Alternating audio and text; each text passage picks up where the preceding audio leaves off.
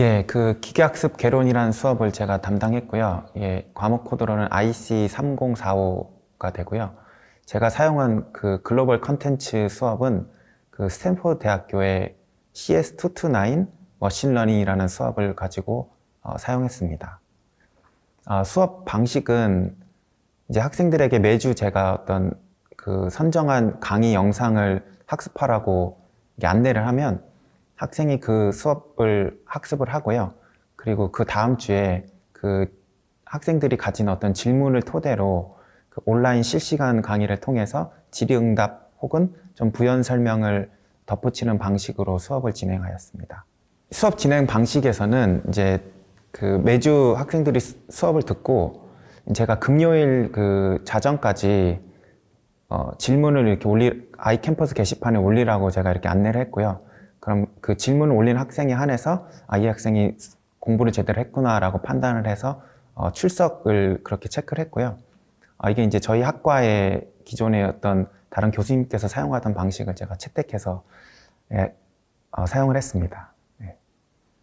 예, 그 학기 초에는 학생이 영상을 보고 그 다음에 1시간 15분 정도를 온라인 실시간 강의로 질의응답하는 형식으로 진행을 했었는데 이제 강의를 진행을 하다 보니까 이제 질문의 내용을 살펴보니까 그 대부분 그 강의 내용의 어떤 핵심적인 부분들을 질문하는 경우가 많아지더라고요. 이제 주차가 지나갈수록.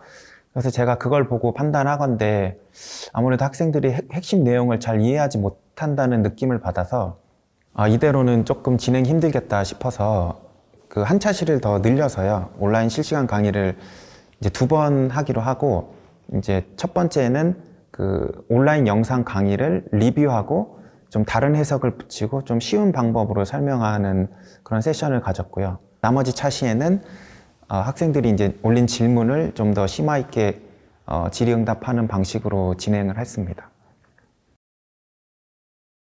예, 그 제가 성균관대학교에서 이번 학기 처음 이제 강의를 하게 되면서 방학 동안에 강의 자료를 만들고 이제 커리큘럼을 만들고 있는 와중에 이제 그 CS229이라는 수업이 그 제가 학생 때 처음으로 그 기계학습이라는 과목을 공부했던 컨텐츠라서 이제 그걸 토대로 그 강의 커리큘럼을 짜고 만들고 있었는데요.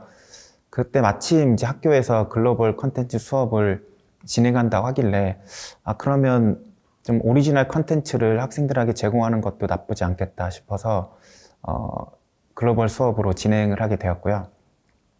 그리고 또 그 수업을 선택한 이유는 첫째로 일단 그 수업이 글로벌하게 그 오래전부터 기획되고 계속 개선돼 왔던 수업 커리큘럼이고요.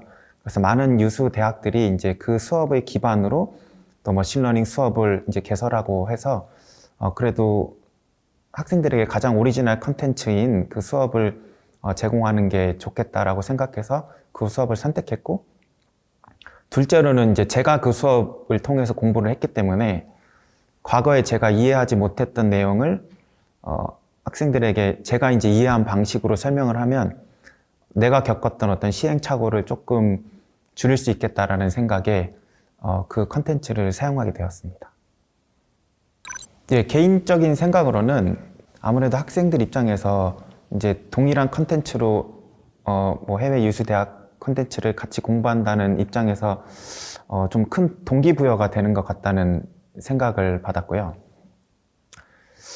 그리고 개인적으로는 그 이제 수업을 준비하면서 내가 그 드리는 노력이 있는데 이제 보통 대부분의 많은 시간을 뭐 강의 자료를 만든다든지 아니면 뭐 커리큘럼을 짠다든지 이런 데 보내는 게 되는데 이제 이 글로벌 컨텐츠를 사용함으로써 좀 더 다른 데 시간을 쓸 수 있었던 것 같아요.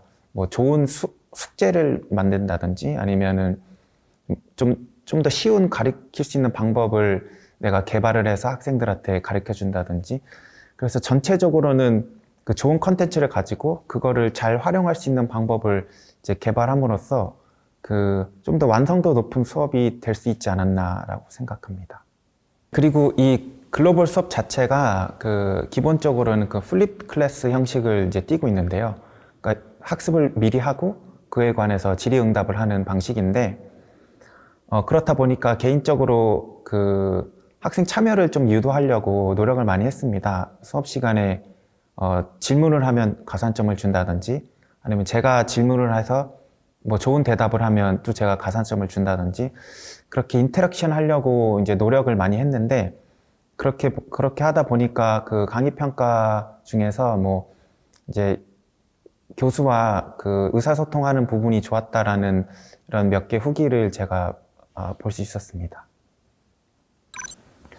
예, 그 글로벌 수업을 고려하시는 교수님들께 그 하고 싶은 말은 이제 교수님들이 이제 몇 년간 수업을 진행하시면서 이제 각각 고유의 커리큘럼하고 어떤 수업 컨텐츠를 다 가지고 계실 텐데요.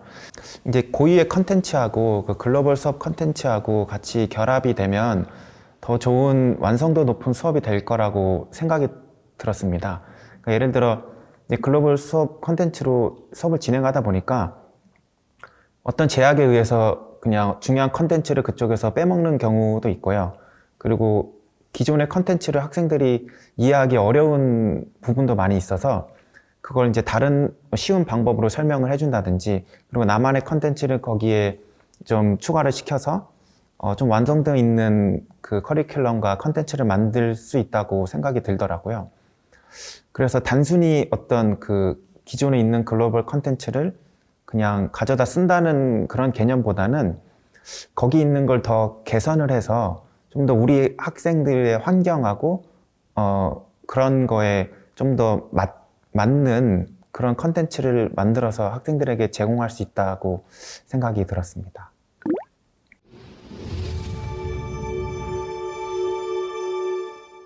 우선 그 글로벌 수업, 기계학습개론 수업을 들으면서 만족스러웠던 점은 교수님께 질문한 교수님과 상호작용할 시간이, 커뮤니케이션 할 시간이 충분했다는 겁니다. 일반적인 수업은 수업을 끝나고 질문하거나 따로 찾아가서 질문해야 되는데 이 넉넉한 시간, 수업 시간 안에서 교수님께 질문할 수 있어서 좋았고, 네, 그리고 또 그 영어 수업이다 보니까 그 영어 수업을 따라가면서 영어가 귀에 많이 익는 그런 느낌이 들었습니다. 제가 이 수업 들으면서 어려웠던 점은 기계학습개론 안드류 응 교수님께서 악센트가 있으셔서 그 악센트에 익숙해지는데 굉장히 어려웠고요. 그리고 또 이 수업을 영상으로 시청하다 보니까 제가 놓치는 부분이나 이해하지 못했던 부분을 다시 돌려서 보게 돼서 되게 수업들 듣는 시간이 1시간이 아니라 2시간처럼 많이 길어지는 경우가 많았었습니다. 네, 이 수업에서 진행되는 컨텐츠가 이제 외국 유명한 대학에서도 진행되는 컨텐츠이다 보니까 현대 추세? 아니면 외국 학생들이랑 같은 수업을 들으면서 배워나간다는 느낌도 강하게 들었고요. 그리고 또 이제 영어로 수업이 진행되다 보니까 영어 컨텐츠에 되게 익숙해진다는 그런 장점이 있는 것 같습니다. 그리고 이 수업을 들을까 고민하는 친구들에게 하고 싶은 말은 이 수업이 머신러닝의 수학적 원리에 대해서 많이 배우고 그거에 대해 진행되는 단계에 대해서 배울 수 있어서 굉장히 가려운 부분을 긁어주는 장점이 있지만 이 수업을 이해하고 수업을 듣는 데 있어서 시간이 좀 일반 수업보다 많이 걸리는 경향이 있어서 네, 그거는 감수해야 할 것 같습니다.